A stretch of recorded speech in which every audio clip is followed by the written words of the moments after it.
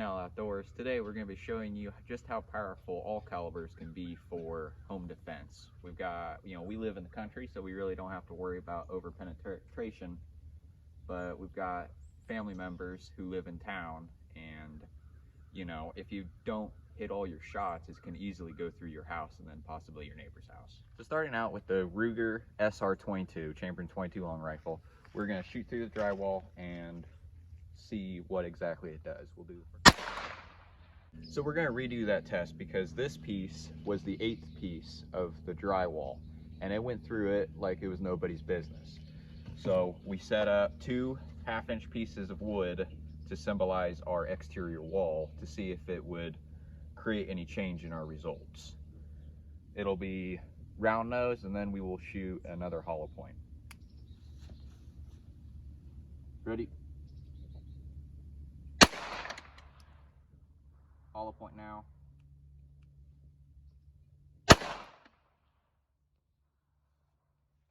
Okay. So that did actually stop it. So if you use 22 for home defense, as long as you go through 3 interior walls and 1 exterior wall, you should be okay. We're gonna move on to 9mm, see what that does. So we've got our drywall set up again. We're gonna be shooting the Hellcat chambered at 9mm. We're gonna use full metal jacket, and then we will use a hollow point for our second round. So this is 3 interior walls and 1 exterior wall. Okay, firing. Helps if you load it.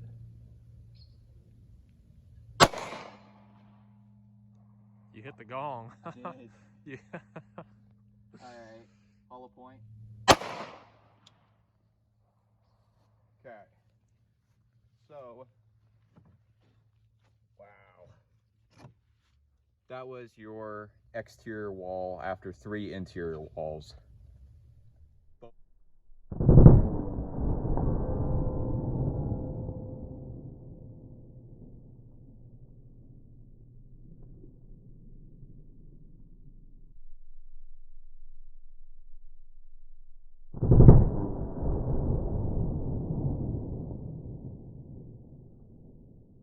So moving on to 5.56, we're going to do a frangible, and then we will use a ballistic tip.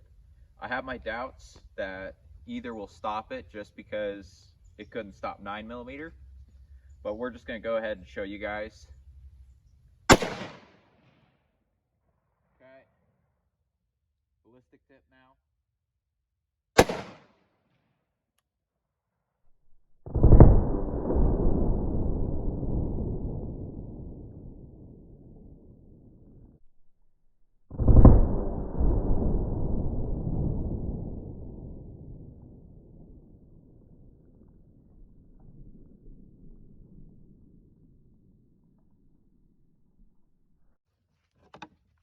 Didn't even slow it down, either or.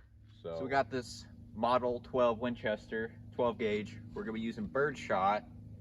We could do slug, but from what you guys have already seen from all the other rounds, there's really no point. So you guys can just use your imagination for what it would do to these boards. We got all new boards, so we're gonna see what this does. Firing.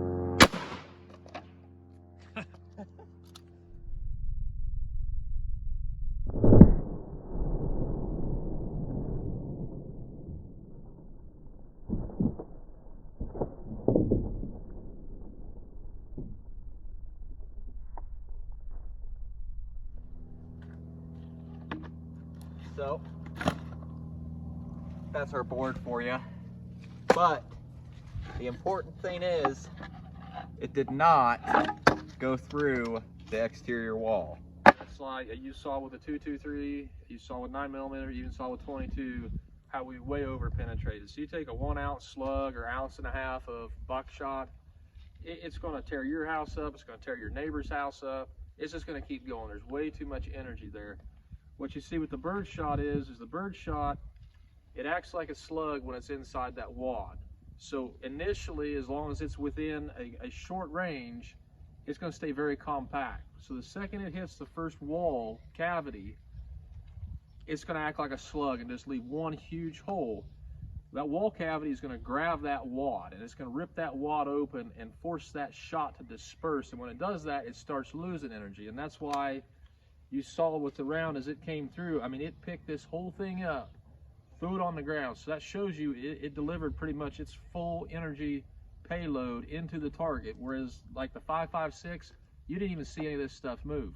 And that's why we didn't get any penetration whatsoever, because the shot had lost all of its energy by the time it got to the exterior walls. So the only over penetration we had was one interior wall, two interior wall. By the time it got to the third one, it's pretty much out of gas. So, and that's if you missed your target. Now, if you hit your target, the odds are of even going through one wall cavity is going to be pretty darn slim. So in an urban environment, you're in the city, you're worried about over penetration, which you should be. Most of your calibers, if you miss your target, even with hollow points, even with, you know, what you think this little bitty 22, it's going to over penetrate. So the bird shot, 7.5/8, 12 gauge, 20 gauge, 410 is a really good choice.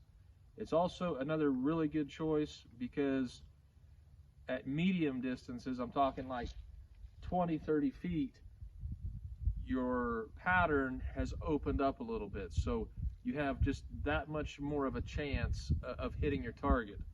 So if you do decide to practice and start shooting 12 gauge, 20 gauge, 410, any of the shotgun loads, it's best to do it on soft targets, drywall, paper, plywood. You can see in the background over here, we've got some steel plates.